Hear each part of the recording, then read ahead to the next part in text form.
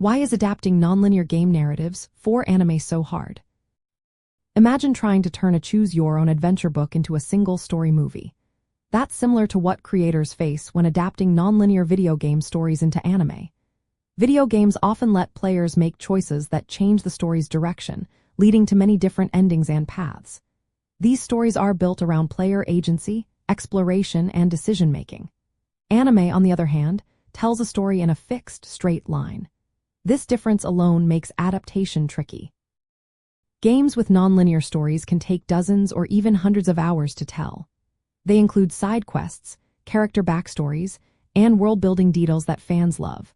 When adapting into anime, which usually runs for about 12 to 26 episodes, creators must pick what to include and what to leave out. This often means cutting or simplifying parts of the story. Fans might feel disappointed if their favorite storylines or character moments are missing. Sometimes, the anime feels rushed because it tries to fit a large game story into a limited time frame. Another challenge is translating gameplay mechanics into visual storytelling. Games involve exploration, combat, puzzles, and branching dialogue choices. These are interactive elements that keep players engaged. Anime is passive, so creators have to find ways to show these mechanics visually. For example, a game's turn-based battle system might be shown as quick action scenes.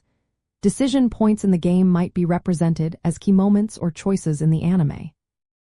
But these changes can make the story less immersive for fans who loved the gameplay experience. The structure of nonlinear games also complicates things.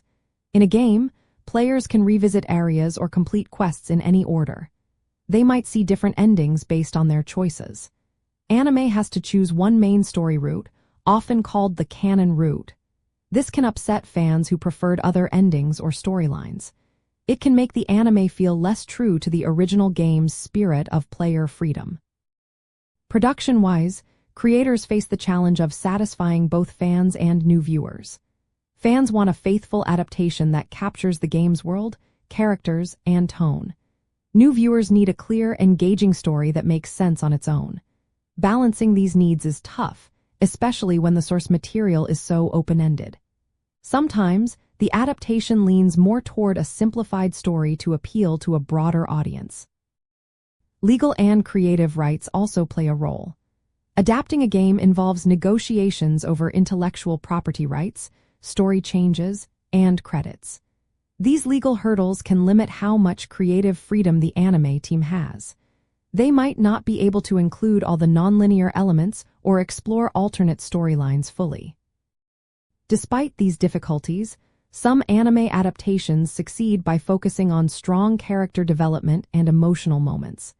They highlight the main story and key relationships, using animation to bring the world to life. This approach helps both fans and newcomers enjoy the story, even if some branching paths are left out. In the end, adapting a nonlinear game into anime means transforming an interactive experience into a fixed story. This requires cutting content, simplifying mechanics, and making tough creative choices.